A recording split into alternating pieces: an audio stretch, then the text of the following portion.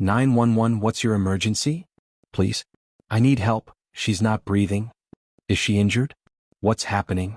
I think he hurt her. Oh my God, there's blood everywhere. It started like any other night. A mother tucking her children into bed. A quiet house settling into the stillness of midnight.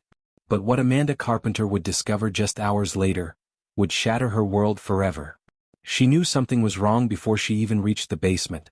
A feeling in her chest, like an invisible hand gripping her heart. The air was thick, heavy, suffocating. And then, she saw her. Emily was barely alive. She was only 10 months old. Amanda fell to her knees, screaming her daughter's name. Emily's tiny body was cold, battered, barely clinging to life. And standing just a few feet away, was the man Amanda thought she could trust. Benjamin Taylor. Her boyfriend. The man she let into her home. The man she had loved. She had no idea that the man sleeping beside her each night was a monster. The details of what happened next are almost too horrifying to imagine. Emily's injuries, the autopsy findings, the evidence found at the crime scene, were so disturbing that even the most seasoned investigators struggled to keep their composure. This isn't just another true crime story. This is one of the most horrifying cases I've ever covered. And trust me, it only gets worse. Before the headlines. Before the horror. Before the night that changed everything, there was Emily. She came into this world on a cold Thanksgiving morning in 2015, small, fragile, but full of life. Born premature, Emily spent her first few weeks fighting. Her tiny body still developing, her breaths coming in soft, shaky gasps. But despite her fragile start, she was strong. A fighter. And when she finally came home, it was as if the world had been waiting for her. Emily wasn't just a victim. She was a daughter. A sister. A light in the lives of those who loved her. Her mother, Amanda Carpenter, adored her.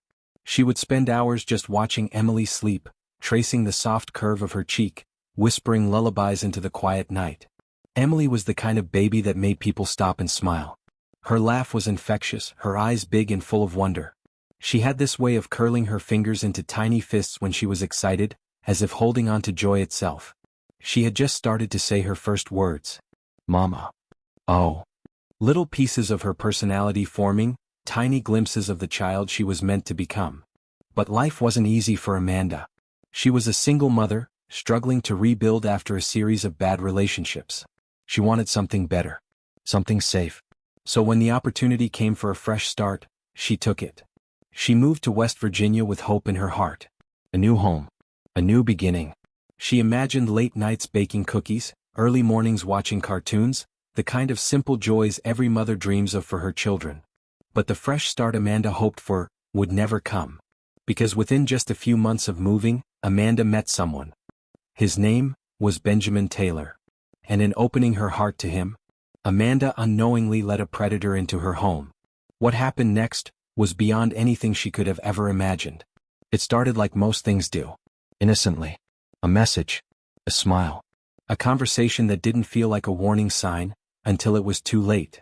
Benjamin Taylor wasn't the kind of man who stood out in a crowd. Not at first. Not in a way that would make a woman's stomach tighten in fear. If anything, that was his power. The art of blending in. To Amanda Carpenter he seemed different. Not just charming but easy. The kind of man who smiled at all the right moments, laughed at the things you wanted him to laugh at. The kind of man who listened. But men like Benjamin Taylor don't listen because they care. They listen because they're learning, studying, watching. At first he seemed perfect, too perfect, the kind of good guy who knew just the right things to say. Amanda saw the kind of man she had prayed for, a provider, a protector. Someone who made her feel safe after years of uncertainty.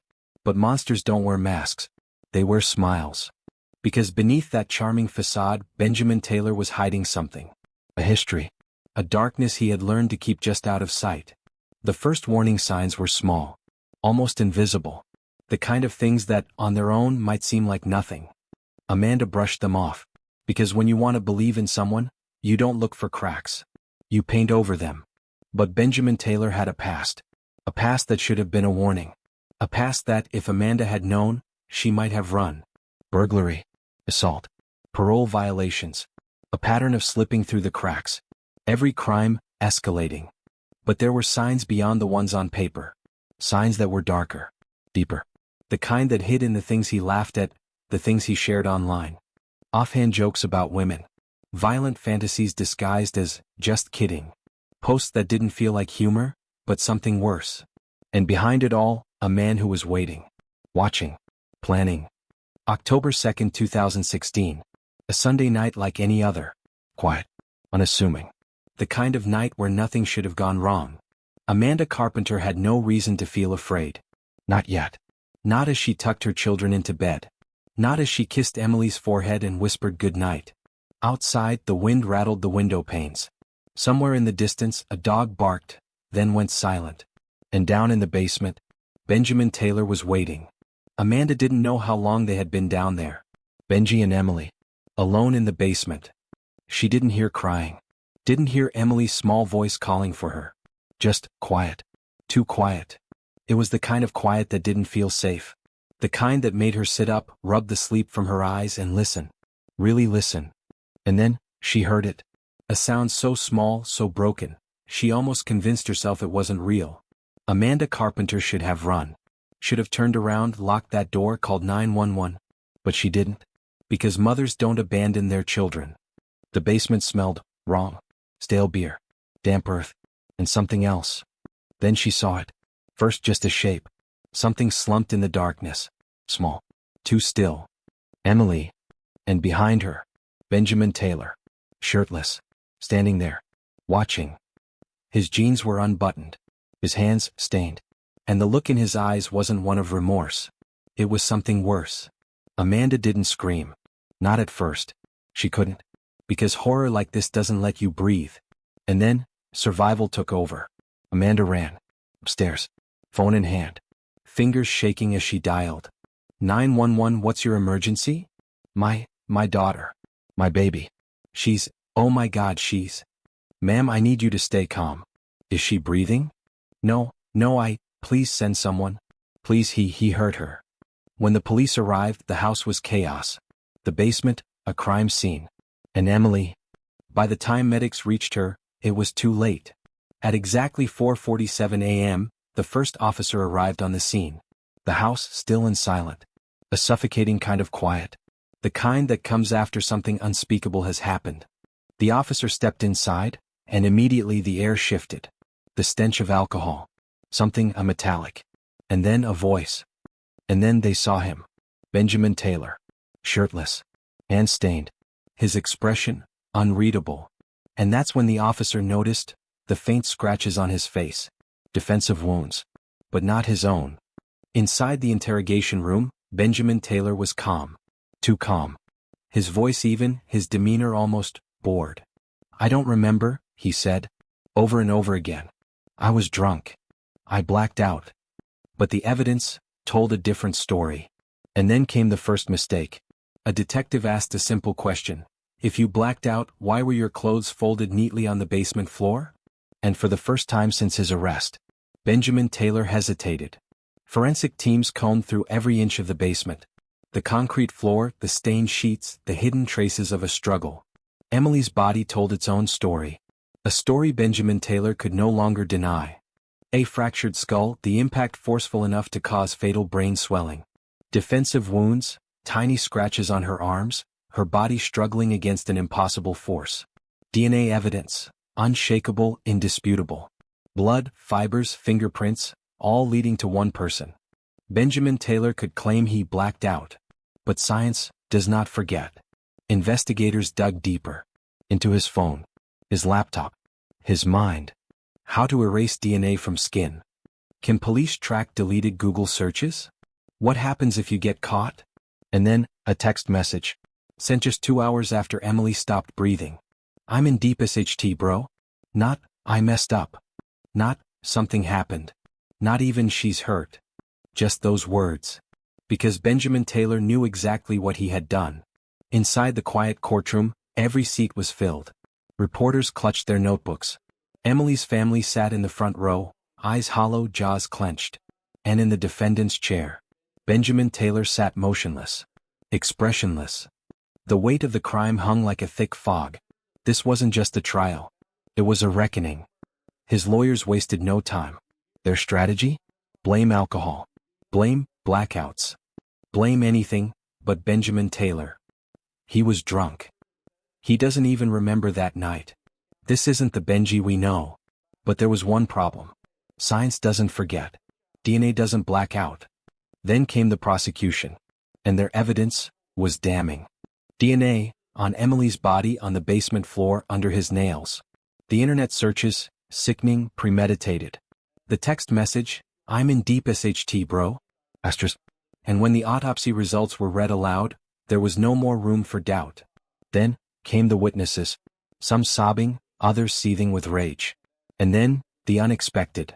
Some defended him. He loved his kids. He would never do this sober. He's not that kind of person. But love isn't an excuse. Alcohol isn't a defense. And Emily isn't coming back. Then, the moment everyone had been waiting for. The jury filed back in. Faces unreadable. We, the jury, find the defendant guilty on all counts. The sentence? Life in prison. No parole. No second chances. And so, Benjamin Taylor will spend the rest of his life behind bars. But is that justice? Emily's story doesn't end here. Because cases like hers keep happening. And until we demand better protections for our most vulnerable, another child will suffer the same fate. Justice was served. But the question remains, how do we stop the next monster before it's too late? In the weeks after the trial, Amanda Taylor found herself in a house that no longer felt like home. The air was too still. The laughter of her little girl, gone. She would wake up, expecting to hear Emily's tiny footsteps padding down the hall. But all she found was silence. How do you go on when the world has taken everything from you? Amanda wasn't the only one mourning. The entire town of Ripley, West Virginia, was shaken. People who had never met Emily wept for her. Strangers left teddy bears outside her home. And in the streets, the whispers of grief turned into something louder, rage. Because this wasn't just about one child. It was about every child who had been failed before her. But grief alone doesn't change the world. Action does. Parents, activists, and lawmakers came together. They wanted stricter laws, harsher punishments, and better protections for children. They wanted Emily's Law. Emily's Law would require stricter background checks for live-in partners, mandatory reporting for suspected abuse, and harsher penalties for violent crimes against children. This law meant that no other child would slip through the cracks the way Emily had. It meant that monsters like Benjamin Taylor would never get a second chance. 1 year later, on a cold October evening, the town gathered. Mothers clutched their children a little tighter. Strangers held hands. And as the names of other lost children were read aloud, the message was clear. Emily's life was stolen. But her story? It would never be forgotten. For every Emily there is another child still in danger. Another innocent life waiting to be saved. You have a voice. Use it. You have the power to protect the innocent. So the question is, will you? Some crimes defy understanding. Some acts of evil go beyond what the human mind can comprehend. This was one of those crimes. If Emily's story teaches us anything, it's that monsters don't always look like monsters. They can be charming. They can be smiling in photos. They can be invited into our homes. Too often the signs of danger are overlooked, brushed off, explained away. But hindsight doesn't save lives, awareness does. If someone in your life or your child's life shows extreme jealousy or possessiveness, a criminal history, no matter how minor it seems, a fascination with violence or dark humor, a need for control even in small ways, don't ignore it.